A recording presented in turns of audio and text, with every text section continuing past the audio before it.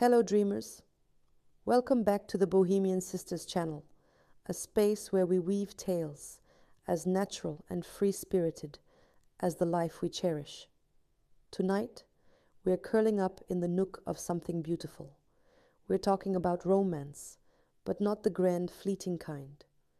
We're talking about the romance that grows quietly, like moss on stone, the kind found in shared silence, in the language of wild things, and in the patient, tender dance of two souls recognizing their own reflection in each other's spirit.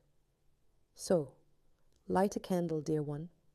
Settle into your softest blankets. Let the day weight melt away. Let your heart open like a night-blooming flower.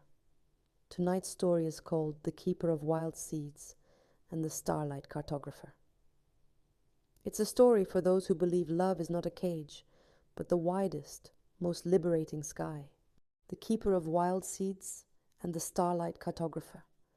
In a forgotten valley, where the mountains wore shawls of mist and the rivers sang in ancient, bubbling tongues, there lived a young woman named Elara. Elara was the keeper of wild seeds. Her cottage, little more than a glorified potting shed woven into the roots of a giant willow, was a mosaic of life. Drying herbs hung from the rafters like fragrant chandeliers. Jars of every shape held treasures, poppy seeds like grey dust, lupine seeds like tiny black pebbles, milkweed fluff softer than a sparrow's breast, and maple keys waiting for their helicopter spin. Elara's hands were always slightly earth-stained, her hair forever escaping its braid to curl like tendrils. Her romance was with the world itself, the shy unfurling of a fern, the determined push of a crocus through snow, the secret gossip of birds at dawn. She spoke to plants, not in words, but in a silent language of attention and care. Her love was sown in rows of kale and scattered in meadows of bee-friendly blooms. She believed every seed held a universe of potential, a silent promise, waiting for the right touch of sun and rain. But for human company, Elara had little need. The villagers downstream found her strange, a lovely but feral creature. They didn't understand her solitary contentment. "She'll end up an old maid, talking to marigolds," they'd whisper, not unkindly, but with pity. Across the valley, on a high hill that pierced the cloud line, lived a young man named Leo. Leo was a cartographer, but not of ordinary lands. He was a starlight cartographer. His workshop was a round stone tower with a dome that opened to the heavens. His tools were brass telescopes, parchment that felt like moonlight, and inks he infused with crushed noctilucent minerals. He did not map roads or borders. He charted the conversations of constellations, the slow dance of nebulae, the paths of shy, far-flung planets. His hands were often stained with ink. His eyes perpetually held the faraway look of one who has been traveling vast distances without moving. His romance was with the infinite. He found solace in the perfect, predictable geometry of orbits, the epic stories written in starlight that had traveled millennia to meet his eye. He whispered equations to the night sky, a language of gravity and grace. His love was inscribed in delicate lines on star charts, maps of a home too vast to ever fully know. The villagers thought him just as peculiar as Elara. "Lost in the clouds," they'd say. "His head is so far in the stars, he'll never find his feet on solid ground." Elara's world was rooted, deep and patient. Leo's was celestial, expansive and timeless. The valley between them was more than geographical. It was the space between two different kinds of worship. Their first meeting was an accident, a cosmic hiccup, a rare, furious storm, the kind that seems to tear the sky's fabric, swept through the valley. Wind screamed down from Leo's hill and up from Elara's river. It ripped the shutters from his observatory dome, scattering a sheaf of his most precious, unfinished star charts. They were carried on the gale like ghostly kites, down, down into the valley. At dawn, the world was washed clean and glittering. Elara stepped out to assess the damage. Her heart ached. Seedlings flattened. A beloved elderberry bush split.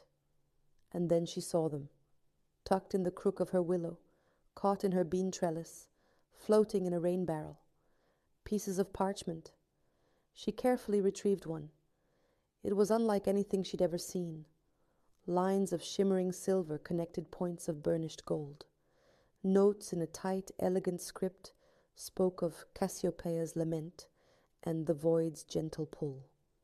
It was beautiful, alien, and spoke of a mind that danced on scales she could scarcely imagine. She felt a strange pang, not of understanding, but of reverence. She spent the day gathering every fragment, her earthly treasures forgotten. She carefully dried them by the fire, pressing them flat between pages of her heaviest botany books. She didn't know who they belonged to, but such beauty demanded care. Meanwhile, Leo surveyed the devastation in his tower with despair. Months of meticulous observation, lost. Driven by a futile hope, he packed a satchel and descended the hill for the first time in weeks, venturing into the green, dripping world below. He asked the villagers if they'd seen strange papers. They pointed him toward the seed witch in the willow cottage. She collects odd things, they said. He found her kneeling in her garden, coaxing mud from the leaves of a sage plant. She looked up, and he stopped. He saw a woman with the morning sun caught in her wild hair, her eyes the precise green of new beech leaves. She didn't look like a witch. She looked like the earth itself, personified and kindly. "I'm looking for my maps," he said, his voice rough from disuse. Elara smiled, a slow sunrise of an expression. "Come in," she said simply. Inside, the air was warm and smelled of soil, rosemary, and baking bread. On her large, scarred wooden table, laid out with the care of an archaeologist assembling a relic, were all his star charts, every piece. She had even begun to piece some together with a delicate plant-based glue. "I couldn't read them," she said, handing him a repaired section showing the swan constellation. "But I could see they were loved, the lines. They have a tenderness to them." Leo was struck dumb. He'd expected suspicion, or worse, the charts used for kindling. Instead, he found meticulous preservation. He looked from his cosmos, spread on her table, to her jars of earthly cosmos flowers on the sill. The symmetry made his heart stumble. "You mended them," he finally whispered. "You chart the stars," she observed. Not a question, but an acknowledgement. He nodded. "And you tend the earth." Their first conversation was not of storms or loss, but of cycles. He told her how the starlight that fell on her garden was ancient, how the nitrogen in her soil was forged in the heart of a dying star. She showed him how the pattern of seeds in a sunflower spiral perfectly matched a mathematical sequence found throughout nature, a sequence echoed in the spin of galaxies. He spoke of time in eons. She spoke of time in seasons. They were translating their languages for the other, and finding, to their astonishment, that they were both poetry. Leo began to descend the hill more often. He brought her a chart of the night sky on her birthday, with a new constellation he'd drawn and named the Keeper's Willow. She gave him a pouch of moonflower seeds that bloomed only at night, their white faces glowing like captured starlight, for his barren tower grounds. He taught her the names of the stars that watched over her valley. She taught him how to feel the life force in a dormant seed, how to listen to the sap rising in spring. Their love did not bloom with dramatic declarations. It germinated. It was quiet, like the rooting of a cutting. It was Leo noticing the exact shade of Elara's green eyes and mixing a special ink to capture it, calling it Verdant Soul. It was Elara planting a bed of night-scented stock beneath his tower window, so his studies would be accompanied by fragrance. It was him reading poetry aloud while she bundled herbs, her hands moving in rhythm with his words. It was her leaving a warm, seed-crusted loaf on his tower step when he was lost in a week-long celestial event. The villagers, watching from afar, were confused. The earthbound and the star-chaser, it made no sense. But Elara and Leo had discovered the secret. They were not opposites. They were two halves of the same sacred equation. She was the root, drawing nourishment from the deep, dark mystery.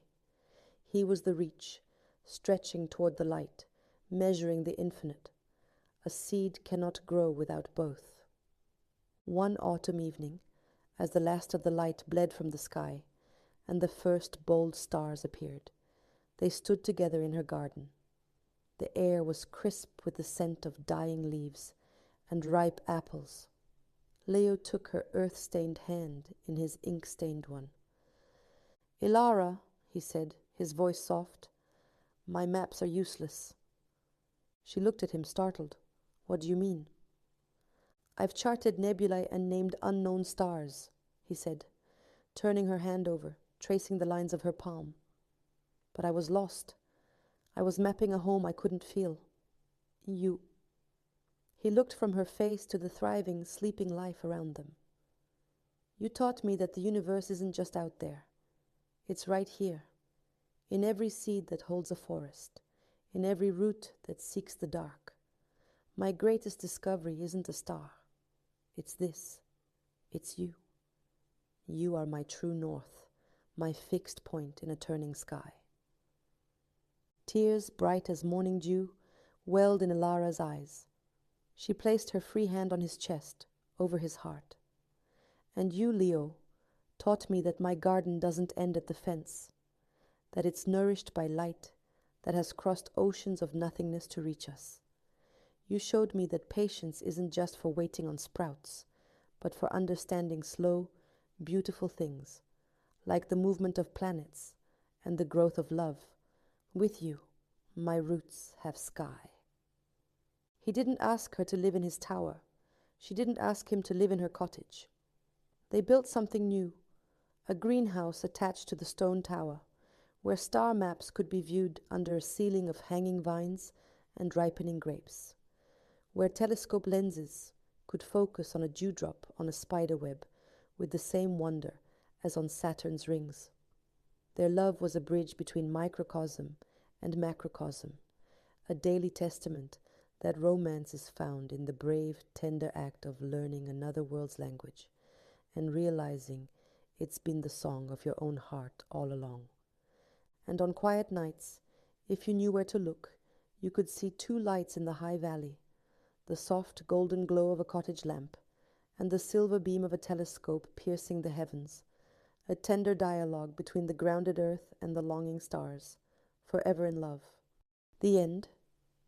Remember, dear ones, the most profound romance often begins not with a lightning bolt, but with a quiet recognition, a seeing. It's the courage to share the map of your own strange, beautiful soul, and the grace to learn another's landscape. May you find the one who cherishes both your roots and your reach. Sweet dreams, Bohemian souls. May your night be filled with the scent of earth and the light of distant suns. Don't forget to subscribe for more tales to cradle your spirit. Good night.